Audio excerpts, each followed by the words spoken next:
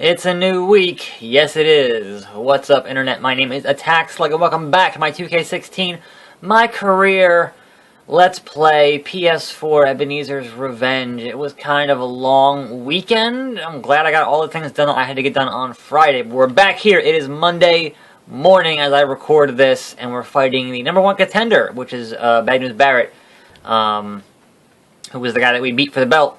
But yes, being that it is Monday, certainly I did watch the Royal Rumble last night, and I have, a few thoughts here or there on that event. I thought it mostly went as pretty much how I predicted it would go. If you actually go back and watch my video, on my prediction video, I got about 99% of that shit right. So, yeah, that's not so much me being that good at, making predictions as it is the product, when you watch it for long enough, becomes marginally predictable. So there's only a couple things that I didn't get right, and I want to get into that kind of off the bat here. I had said that I had hoped to see Charlotte split up with Nature Boy to do, more actual heel shit, and be like, look, Nate, you're holding it back because people are cheering for you. That didn't happen.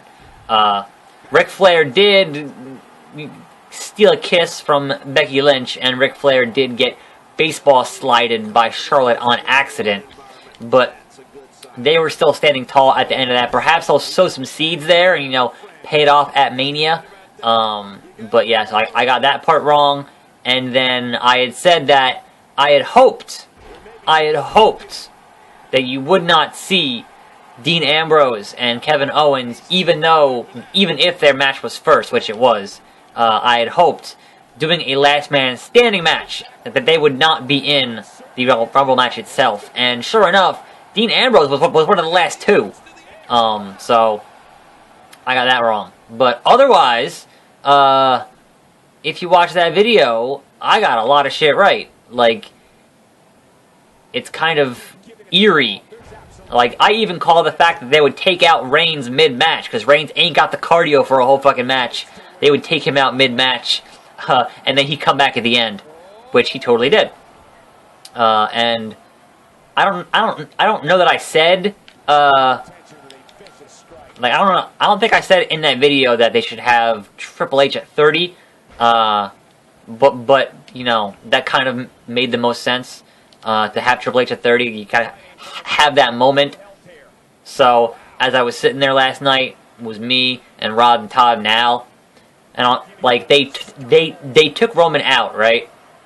And I'm sitting there, and I'm like, you think he comes back before 30 or after 30? And they were like, oh, well, he's not back yet. Maybe it's at, if he comes back before 30, then you know that Triple H is 30. And sure enough, he came back after 29. Which was Sheamus, to attack Sheamus, and then out comes Triple H. So that all pretty much went how I thought it would go. And yeah, so overall, I even being, mostly predictable, I thought it was a pretty good show. I enjoyed what I watched for the most part. I thought certainly it was the smart thing to do to take Reigns out. Taking Reigns out mid-match is the smart thing to do, because that prevented the fans from booing that entire match. I heard some boos at the beginning, and at the end, sure as shit, you heard some boos. So that prevented the crowd from just being like, oh wait, Roman's gonna win, he's gonna get out all the guys, boo, boo. And sure enough, not sure at this point if it's going to be Bray Wyatt or Braun Strowman, but definitely, those are the guys who got out Lesnar, and there's Lesnar's WrestleMania feud, Unless they go, no, we're just going to have Lesnar squash Bray Wyatt at fucking Fastlane. That'd be even funnier. But seriously, you got to have something for Lesnar. Like, I don't agree with it, but you got to have something for him.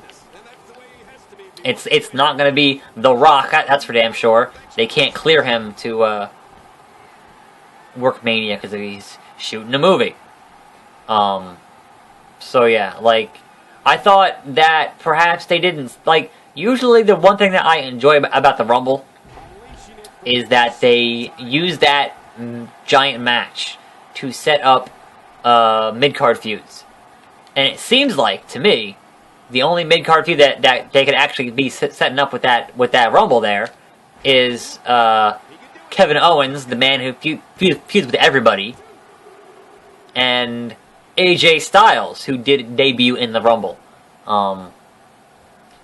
At 3, which was weird. Like, I was saying to the guys before the show, and I'm like, obviously, you're going to bring out Roman, this crowd's going to boo him, right, because they're a smart crowd who paid a lot of money to be there, because it's the Rumble, right? And how do you mitigate those boos? Well, it's easy. You bring out AJ Styles as number 2, the shock of that happening gets the crowd to forget to boo Roman Reigns. But instead, they brought out Rusev at 2, had him go out pretty quickly, and then Spear. And then brought out AJ at 3. Which still, you know, like, that crowd knew who the fuck AJ Styles was. Certainly, they filmed enough years of TNA down there in Orlando. That helps. But, as I said, it's a smart crowd, so therefore, you know, you've got people who know, you know, about other wrestling that's not WWE. And so there were a lot of AJ Styles chants, so hopefully that convinces Vince that, hey, AJ Styles is a pretty big fucking deal. There's 3. And again, like I had said in my predictions, if you're going to debut AJ in the Rumble, you give him a strong showing, and certainly he was in there for a while. He had a strong showing in the Rumble, but it was funny, he kept teasing, they kept trying to get the Styles clash, and couldn't quite get it to happen. But the people were fucking popping for it. It was fucking great. Alright, I didn't even mean to do that. Cool. Alright, even though my voice is not doing great here, and you would have thought I'd be better after kind of not doing a whole lot for 2 days, you would have thought, okay, you know, rest it up, Monday morning, voice should be good. No, it's not. And so, yeah, I have an appointment at the doctor next Monday, so look forward to a week of me sounding like shit and having perhaps some shorter videos. Believe me, I don't want to, but, you know, I don't want to also, like, lose. Like, if I lose the voice entirely, that's even worse. So, I would like to keep what I currently have, even if it's not, you know, great. But let's go one-on-one with the Big Show. Hate the Big Show. Please retire. Yeah, so I say, overall, I enjoyed the Rumble, quite a bit. I like that Roman Reigns did not win. Obviously, the money is in the chase, and obviously he'll win at Mania and get the belt back from Triple H. Like, I don't see there's no way that's not going to happen. The whole point here is that they're doing for Roman Reigns what they did for Daniel Bryan at Mania, and having Triple H put him over, etc., etc. That's what they're doing, and so you would have figured, you know, most people who don't like Reigns also would not have liked Triple H winning that match, because that just means he's just going to give it back to Reigns, and Reigns is going to be a 3-time champion in like 3 months, which is insane when you think about it. Right on your head, Big Show. Yeah, so I don't know. That's like, I'm not that mad about it. Like, it is what it is. I thought it was weird that Dean Ambrose was like one of the last 2 guys. Like, that was unusual. I feel like perhaps they kind of forgot he was in there. Like, it was supposed to be, hey, here's the spot of him getting rid of Reigns. Oh, Reigns is out. And then it's like, oh wait, Ambrose is still in here. The hell? Elbow, if you will. So yeah, that was kind of unusual. I'm not sure if that was planned or not. I thought the overall focus on that match, having it be so focused on Reigns, kind of fucking sucked, because we missed, they had to replay it like way later. We missed the Kofi elimination where he was on Big E's shoulders eating popcorn, and Chris Jericho drop kicked him off of Big E's shoulders, and didn't even get it because they were so focused on, oh, Roman Reigns is getting brought out in a fucking stretcher. Like, what the fuck? Oh, man. Okay, Big Show. Shake it off, shake it off. What? I reversed that. Haha. DDT. Big DDT. But I guess the other news there for the evening in terms of like things I didn't expect was the return of the boss, Sasha Banks, showed up after Charlotte retained her belt. So that was cool. You know, because there's been the thing where, oh, she's been hurt. You know, she's been hurt. Whatever else. And apparently she's, you know, I guess better. Or better enough to work an angle on TV. So, now what was the, alright. Form opponent's finisher. Hold L1 and hit triangle. Punch him in the face. Busted him open. That's not gonna do it, but you know. Why didn't that work? I punched him in the face till he bleeded. Yeah, so glad to see Sasha Banks back in action. But yeah, so there's, like I said, not enough mid-card stuff happened in that Rumble. I thought this was the first Rumble in a couple years where they actually didn't have any interaction between Goldust and Stardust, which was weird because those guys, you know, certainly they've been kind of having a little thing in each Rumble, even back when it was Goldust and Cody Rhodes. You know, they've been doing things. So I'm not sure.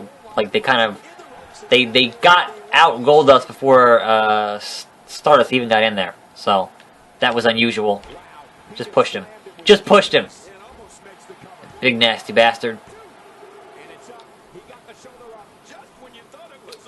Just when you thought it was over, it wasn't. Boom. What? Oh, come on now. Headlock.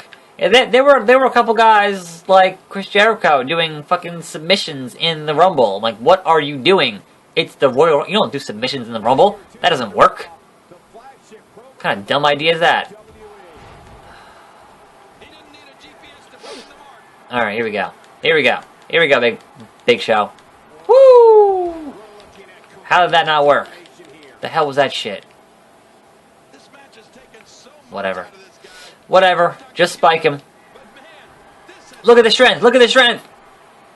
Oh, right on his head. That's it. He's dead. We're done here, Big Show. We're done here, Big Show. And yeah, like, guys like Mark Henry in there real quick.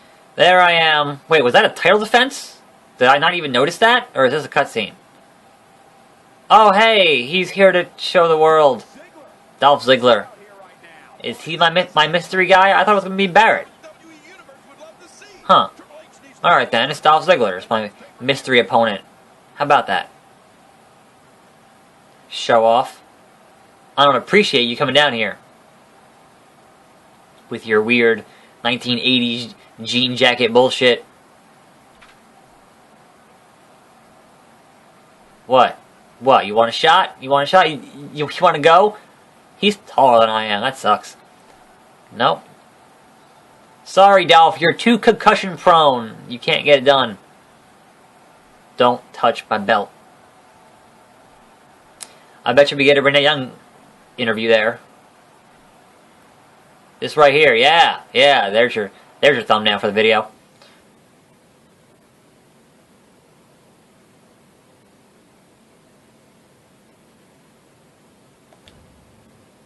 Alright, got my SP. And there's Renee Young. As predicted.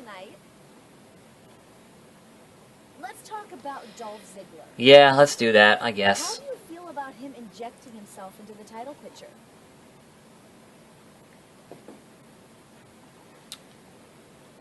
Dolph is an underachiever. He's a tough challenge. Square. I'm always looking for the next big challenge. And Dolph Ziggler fits that bill. If I can get past Dolph, I know I'm a true champion. Because Dolph is no joke.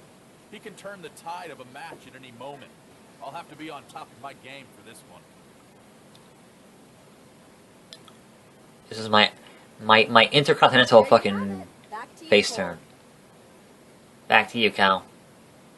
And that is going to wrap up a new day, a new week for the 2K16 My Career mode, as I guess our mystery opponent is going to be Dolph Ziggler, unless he actually is going to get a shot at this fucking... Nope.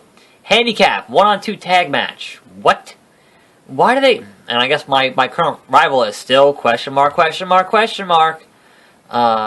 object. Sure, why not? Yeah, so that's tomorrow. There will be a second video tonight. There will be my continuing Elimination Chamber challenge will be up tonight. I recorded that a couple days ago before this whole fucking snowstorm, so that is fun. And then obviously, you know, we keep on going, you know, with everything else. So thanks for watching. Stay tuned for more videos.